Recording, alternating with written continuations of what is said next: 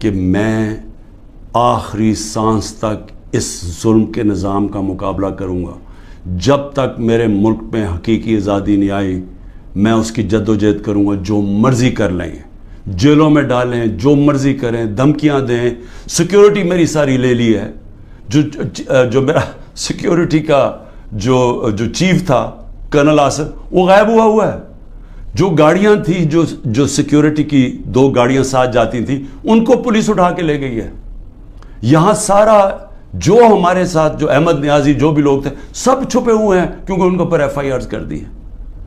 اور پھر یہ سمجھتے ہیں کہ شاید اس کی وجہ سے میں ان کے پاس جاؤں اور کہوں کہ جی مجھے معاف کر دو کہ میں نے آزادی کی بات کی تھی, مجھے معاف کر دو.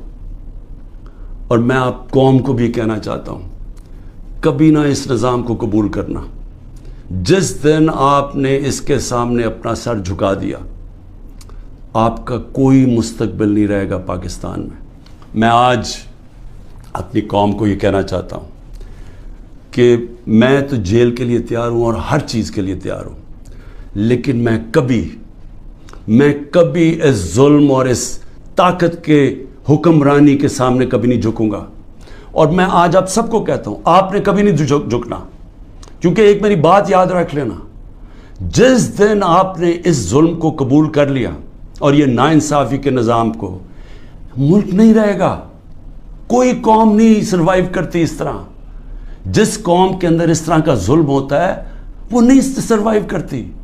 ہمارا ملک معیشت تو آگے گر گئی ہے نیچے, اور لوگ چھوڑ کے جا رہے ہیں پاکستان کو, ڈالرز باہر بھیج رہے ہیں, پروفیشنلز باہر جا رہے ہیں, کیونکہ امید ہی چلی گئی ہے. جس ملک کے اندر یہ حالات ہو کہ جس کو مرضی پکڑا اندر کر دو, جس کو مرضی پکڑا آپ, عدالت بھی آپ کو چھوڑا, آپ کو اتنے وہ ظالم ہیں کہ ان کو عدالتوں کی بھی فکر نہیں ہے. تو میڈیا کا ویسے منہ بند کر دیا ہے. میڈیا جو اتنی مشکلوں سے اپنے آپ کو آزاد کیا تھا, میڈیا نے اسٹرگل کر کے پچھلے 20 سالوں میں, آج میڈیا کا حال دیکھیں, کوئی بات ہی نہیں کر رہا کہ یہ ہو کیا رہا ہے اس ملک کے ساتھ. اس لیے میں اپنی ساری قوم کو پھر سے یہ پیغام دینا چاہتا ہوں. عمران خان کے اوپر بتائیں کس نے کہا کسی کو قتل کیا, تو یہ جو قتل کا کیس انہوں نے کیا ہے اس کا مقصد ہی ایک ہے کہ کسی نہ کسی طرح عمران خان کو پکڑ لو. اور میں اب کل اسلام آباد جا رہا ہوں, میں تو پورا تیار ہوں, میں تو تیار ہوں کہ پھر سے مجھے یہ پکڑیں گے. لیکن میں کچھ اور آج کہنا چاہتا ہوں. میں آج اپنی پارٹی کو بھی ساروں کو یہ آج کل چیزیں بتاتا ہوں کہ اب آپ کو سمجھ آئی کہ میں نے 27 سال انصاف کی تحریک کیوں شروع کی تھی.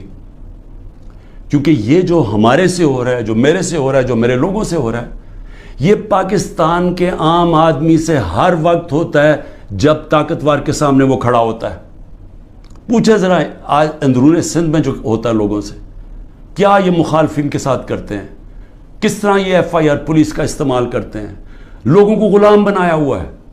بیچارے اتنے لوگ ڈرتے ہیں وہاں ان سے, کیونکہ لوگ تو بے بس ہیں. میرے پاس تو میں خوش قسمت ہوں کہ انصاف لائر فورم میری پوری مدد کرتا ہے. انصاف لائرز, ان بیچاروں کے پاس کیا ہوتا ہے, جب ایک کمزور آدمی, ایک کسان, ایک مزدور, ایک بیچارہ چھوٹی دکان والا, جو ایک لو گریڈ کے تنخواہ دار لوگ, یعنی میں بات کر رہا ہوں جو کمزور لوگ جن کے پاس پیسے بھی نہیں ہیں, وسائل بھی نہیں ہیں, وہ ان کو جب وہ طاقتور کے سامنے وہ کھڑے ہوتے ہیں تو سوچیں ان کا کیا حال ہوتا ہے. یہ 75 سال سے ان کا یہ حال ہے. یہ جو میں بار بار آپ کو کہتا ہوں کہ جب تک یہ قوم آزاد نہیں ہوگی, جب تک انصاف نہیں آئے گا, تو انصاف تو آنے دیا ہی نہیں ہے. یہ اوپر سے جو سنبھال کے بیٹھے ہوئے سسٹم, یہ تو قانون کے اوپر ہے. چوری کریں, سب کچھ ہو رہے ہیں, NRO مل جاتا ہے, طاقتور کو پوچھنے والا نہیں ہے. مجھے گولیاں لگتی ہیں, میں اپنی ایف آئی آر نہیں کٹوا سکتا کیونکہ دوسرا اتنا طاقتور تھا.